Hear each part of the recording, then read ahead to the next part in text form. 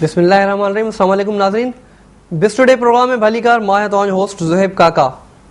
नाज़रीन, अॼु जा ॿ अहम इशू जिन खे असां खणंदासीं, उन में हिकिड़ो इशू इहो आहे त पाकिस्तान जो जेको वापारी बिल आहे ट्रेड डेफिसिट में हलियो वियो आहे ऐं उहो हिन वक़्तु जेका पोज़ीशन आहे असां वटि उहा एक्सपोर्ट तमामु घणी थिए वेठी एज़ कम्पेयर टू इम्पोर्ट तमामु घणी थिए वेठी एज़ कम्पेयर टू एक्सपोर्ट जे।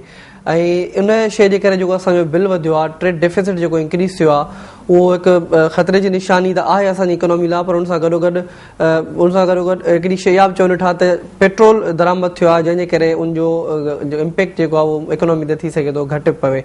पर जेके असां फिगर्स ॾिसंदा हलूं त पोएं साल छा हुयो हिन सिचुएशन में या हिन टाइम पीरियड में, त उन मां असांखे वधीक ख़बर पवंदी त आया केतिरो फ़र्क़ु पियो आहे। त पोएं साल में जेका जुलाई खां अक्टूबर वारो टाइम पीरियड हो ऐं हिन साल जेको जुलाई जो अक्टूबर वारो टाइम पीरियड आहे, उन हिसाब सां कंपेरिज़न ॾींदा हलंदासीं त पोएं साल जेको बिल हुयो उहो लॻभॻि 5 अरब रुपयनि जो हुयो ऐं हिन वक़्तु जेको खसारो आहे बिल जो उहो लॻभॻि 7 अरब रुपयनि जी आहे। त इन मां अंदाज़ो थी सघे थो असांखे त जुलाई अक्टूबर 2010 ऐं जुलाई अक्टूबर 2011 जे अंदरि जेको डेफिसिट में जेको फ़र्क़ु आहे, इहो फ़र्क़ु असांजी इकोनॉमी ते केतिरो नेगेटिव असरु विझी सघे थो। उन सां गॾु इहो तव्हांखे ॿुधाईंदो इम्पोर्ट जेका असांजी हिन साल या हिन महिल ताईं रही आहे उहा लॻभॻि 14.5 मिलियन जी आहे एज़ कम्पेयर टू एक्सपोर्ट जेका असांजी आहे उहा 7.8 मिलियन रुपीज़ आहे। त अंदाज़ो थिए वेठो तव्हां असांखे त ऑलमोस्ट डबल असांजी जेका इम्पोर्ट आहे ऐं उनखां हाफ जेका असांजी एक्सपोर्ट आहे। त हिन हवाले सां डिटेल में ॻाल्हाईंदासीं मुआशी माहिरनि सां त उनजो छा तजुर्बो आहे हिन हवाले सां। उनखां पोइ ॿियो जेको इशू आहे उहो CNG जे हवाले सां आहे, गैस जे हवाले सां आहे। त हिन वक़्तु जेका मुल्क में लोड शेडिंग बिजली जे हवाले सां तमामु घणी हले वेठी, त उन सां गॾोगॾु गैस लोड मैनेजमेंट बि सर्दियुनि जे अंदरि स्टार्ट कई वेंदी। असांजे जेको सियारे जी मौसम आहे पाकिस्तान में, ख़ासि करके पंजाब प्रोविंस जेका उनखे तमामु घणियुनि मुश्किलातुनि जो मुंहुं ॾिसणो पवंदो। सिंध थियो, बलोचिस्तान थियो या ख़ैबर पख्तूनख्वा थियो, इन्हनि सूबनि त वरी बि जेको आहे सो आर्टिकल 178 आर्टिकल 158 यूज़ कंदे पंहिंजे रिसोर्सिस खे बचाए वरितो आहे ऐं तमामु घटि जेको आहे सो ॿाहिरि सप्लाई कनि था ऐं पंहिंजे कंज़म्पशन खां बाद में सप्लाई कनि था। यानी असां वटि जेका लोड मैनेजमेंट न हुजणु खपे, बिल्कुलु न हुजण जे बराबरि हुजणु खपे। या जेकॾहिं सियारे जे मौसम में असां वटि गैस घटि थियण जा इशू अचनि था त उहो हिकिड़ो बिल्कुलु लाक़ानूनियत वारो ते अमल चइबो, छो जो असांजो जेको कानून मुताबिक़ असां पंहिंजी कंज़म्पशन पूरी करण खां पोइ असां बक़ाया जेका गैस बचे थी उहा ॿाहिरि ॾेई सघूं था, ॿियनि जेके सूबा आहिनि हिते असांजा उन्हनि खे ॾेई सघूं था। पर जेकॾहिं नथो थिए त पोइ कुझु एजिटेशन यानी कुझु मुज़ाहिरा साम्हूं ईंदा। ऐं इन हवाले सां जेका मीटिंग आहे उहा गुज़िरियल हफ़्ते में यानी फ्राइडे ते थी गुज़री। इस्लामाबाद में पेट्रोलियम मिनिस्ट्री वारा बि हुआ, फर्टिलाइज़र सेक्टर वारा बि हुआ, गैस कंपनीज़ वारा बि हुआ, CNG ओनर्स एसोसिएशन, उनखां पोइ डीलर्स एसोसिएशन, पेट्रोलियम एसोसिएशन वारा, यानी जेके बि लाॻापियल अमलदार आहिनि या लाॻापियल डिपार्टमेंट्स आहिनि उहे सभु मौजूदु हुया। उन्हनि मीटिंग में तय कयो त कंसेंसस डेवलप करे ऐं असांखे कुझु न कुझु उन्हनि जी रिज़ल्ट कढणु खपे। उन हवाले सां बि ॻाल्हाईंदासीं। पहिरियां ॻाल्हाईंदासीं पाकिस्तान जे बिल जे हवाले सां। असां सां गॾु लाइन ते मौजूदु आहिनि डॉक्टर अयूब मर साहब जेके सीनियर मुआशी माहिर आहिनि। उन्हनि सां उनखां पुछंदासीं छा आख़िर मैशत ते असरु पवंदा असांजे ट्रेड डेफिसिट जा। अस्सलाम वालेकुम सर। थैंक यू कि आपने हमें ज्वाइन किया। सर, जुलाई अक्टूबर 2010 और जुलाई अक्टूबर 2011 को जब हम कंपेयर कर रहे हैं तिजारती खसारे में, तो हमें डिफरेंस नजर आ रहा है लगभग 1.25 मिलियन का। तो क्या समझ रहे हैं कि इसका इम्पेक्ट क्या पड़ेगा हमारी इकोनॉमी के ऊपर?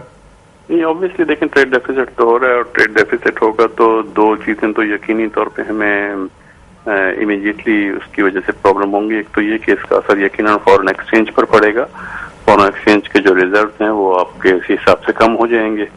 और दूसरा ये कि फिर जब वो फॉरेन एक्सचेंज के रिजर्व कम होना शुरू होते हैं तो उसका असर जो है एक्सचेंज रेट पे पड़ता है। रुपी जो है उसकी वैल्यू इंटरनेशनल मार्केट में कम होगी और उसकी वैल्यू कम होने का फिर जो कॉन्सिक्वेंसेज होते हैं उसमें बड़ा क्लियर है कि क्योंकि हमारी बहुत सारी रिक्वायरमेंट ऐसी हैं जो हम इम्पोर्ट से मीट करते हैं। अगर रुपी कम होता है, उसकी वैल्यू डिप्रिसिएट करती है, तो फिर इससे मजीद इन्फ्लेशन क्रिएट होगा। अच्छा डॉक्टर साहब, आपको क्या लग रहा है कि क्या हम फिर एक दफा बेल आउट सिचुएशन की तरफ तो नहीं जा रहे? ये देखिए, ये ट्रेंड तो बेल आउट की तरफ बिल्कुल आपका कहना सही है, लेकिन बेल आउट का मसला जो पहले जो माजी का एक्सपीरियंस है उसको अगर आप कंपेयर करें तो उसमें भी ये था कि जो उसके साथ कंडीशंस आती थी वो हम बेल आउट की कंडीशंस पूरी नहीं कर पाए थे, पॉलिसी में चेंजेस नहीं कर पाए थे। तो उसकी वजह से इस मरतबा बेल आउट जो होगा वो उस तरह से आसान नहीं होगा। जो पहले कंडीशंस आती थी और कोई हमें बाहर से हेल्प हो जाती थी, अब क्योंकि हमने कंडीशंस तो मीट नहीं की हैं, तो अगर वो कंडीशंस हम मीट करेंगे تو پھر ہمیں ایک ایکسٹرا اور پالیسی کاسٹ دینی پڑ جائے گی. کہ اب ایسا نہیں ہوگا کہ ہم صرف رائٹنگ کی حد تک کہہ دیں کہ جی ایک انسٹالمنٹ آ جائے اس کے بعد ہم کنڈیشنز پوری کریں گے. اب شاید ایڈوانس میں ہمیں وہ کنڈیشنز پہلے پوری کرنی پڑیں گی.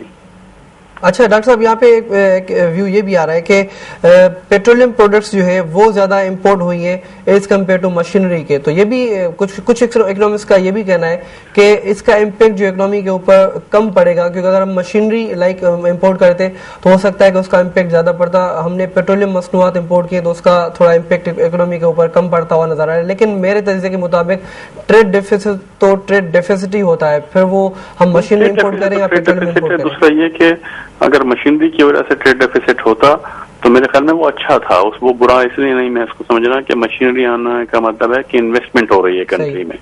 مشینری نہیں کی وجہ سے نہیں ہو رہا، یعنی کہ انویسٹمنٹ بھی نہیں ہو رہی اور ڈیفیسٹ بڑھ رہا ہے. یہ تو اور زیادہ ڈینجرس ہے کہ ہمارے پیٹرول کی ریکوائرمنٹ بہت بڑھ گئی ہیں، اور اس کی ریکوائرمنٹ بڑھنے کے سب کو پتا ہے کہ الٹرنیٹ ہمارے پاس کوئی انرجی سورسز ہم ڈیولپ نہیں کر سکے ہیں. ہمارے پاس CNG کا جو ریزروز ہیں وہ ختم ہو رہے ہیں، تو اس کی وجہ سے آئل پر ظاہر امپیکٹ گیا ہے. آئل کی ریکوائرمنٹ تو بڑھتی رہتی ہیں، آئل کی ریکوائرمنٹ کم تو نہیں ہو رہی. ایک تو اس میں یوزول جو گروتھ ہے اس وجہ سے بڑھتی رہتی ہیں. دوسرا پھر یہ ہے کہ ہم کیونکہ الٹرنیٹ کوئی سورس ہم انرجی کے ڈیولپ نہیں کر پائے، تو ہمیں پوری انرجی کا جو کرائسس ہے اس میں جہاں تک وہ کرائسس تو ہم سالو نہیں کر سکے، لیکن اس کرائسس کو کی شدت کو کم کرنے کے لیے بہرحال ہمیں آئل امپورٹ پر بھی بہت حد تک ڈیپینڈ کرنا پڑا، اور اس پہ ڈیپینڈ کرنے کی وجہ سے یقیناً اب آئل کا شیئر جو ہے وہ امپورٹ میں بڑھ گیا ہے. اچھا ڈاکٹر صاحب، یہاں پہ یہ بھی بات کرتا ہوا چلوں گا کہ جیسا آپ نے انفلیشن کی بھی بات کی، تو ہمیں ہر ویک جو ہے وہ کچھ نہ کچھ پرسنٹ انفلیشن میں اضافہ نظر آتا ہے، مہنگائی ہمیں بڑھتی ہوئی نظر آتی ہے. تو لاسٹ ایئر کے اس پیریڈ کو، جولائی اکتوبر، اور اس ایئر کے اس پیریڈ کو اگر میں کمپیریزن کرنا چاہوں تو اکنامی کی کیا پوزیشن آپ کے سامنے آتی ہے؟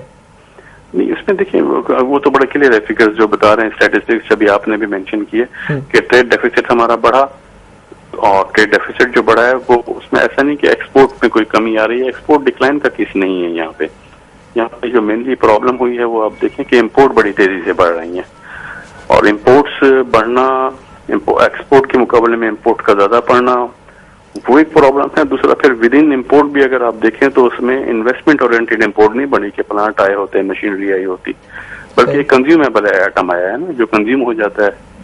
تو وہ تو مطلب ہے آپ سمجھیں کہ یہ تو ہمیں دو سائڈ سے پرابلم ہو رہی ہے. ایک تو ہم ٹریڈ ڈیفیسٹ بڑھ رہا ہے، اور trade deficit investment oriented product کی وجہ سے نہیں بڑھ رہا، بلکہ وہ کنزیومیبل آئٹمز جو ہیں ان کی وجہ سے بڑھ رہا ہے. اچھا، یہ جو نئے ٹریڈ ایگریمنٹس ہو رہے ہیں، MFN بھی ان میں سے ایک ہے، تو آپ کیا سمجھتے ہیں کہ اگر ایسے ایگریمنٹس ہوئے یا اس طرح سے ہم نے موسٹ فیورڈ کا کسی کو درجہ دے دیا، تو کیا سمجھتے ہیں کہ ہماری امپورٹ ایکسپورٹ پہ کتنا اثر پڑے گا، یا وہی سچویشن رہے گی جو کہ اس وقت ہے؟ نہیں دیکھیے، ایسے MFN سے کہ اوور آل امپورٹ ایکسپورٹ کا جو بیلنس ہے، ٹریڈ بیلنس ہے، اس پر کوئی ڈائریکٹ اثر بہت بڑا ایکسپیکٹ نہیں کرنا چاہیے. ہماری جو انڈیا سے ٹریڈ ہے وہ کوئی اتنا بڑا فگر نہیں ہے. ہماری جو ٹوٹل ٹریڈ کا وہ ہارڈلی 5% بنتا ہے. تو وہ جو 5% والا پورشن ہے، پہلی تو یہی کوشچن مارک ہے کہ MFN کے بعد اس پہ فرق پڑے گا یا نہیں پڑے گا.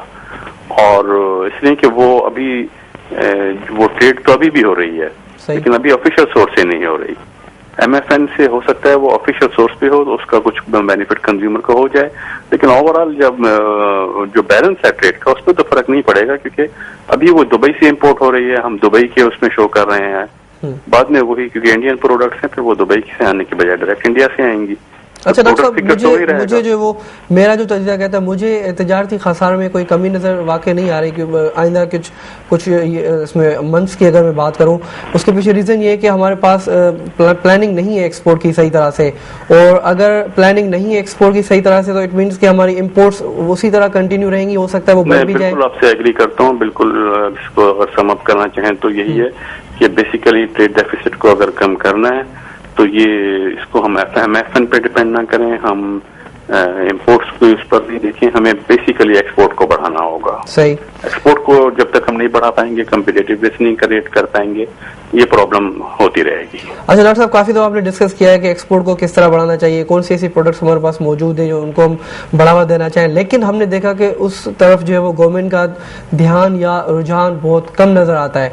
एक दफा फिर से मैं ये चाहूंगा कि आप हमें फिर से एक दफा ये सजेशन दे दें कि किस किस चीजों के अंदर या कौन से ऐसे सेक्टर्स हैं जिनमें हम एक्सपोर्ट अपनी बढ़ा सकते हैं। देखिए, सेक्टर्स हमारे पास बहुत डाइवर्सिफाइड एरिया हैं, बहुत सारी प्रोडक्ट हैं, कंज्यूमर आइटम है, टेक्सटाइल में हम बहुत अच्छा कर सकते हैं, हमारे पास इतनी कैपेसिटी है। अभी तो हम लेस देन 60% पे प्रोड्यूस कर रहे हैं ना, 40% तो हमारे पास ऑलरेडी कैपेसिटी है, हम यूटिलाइज नहीं कर रहे।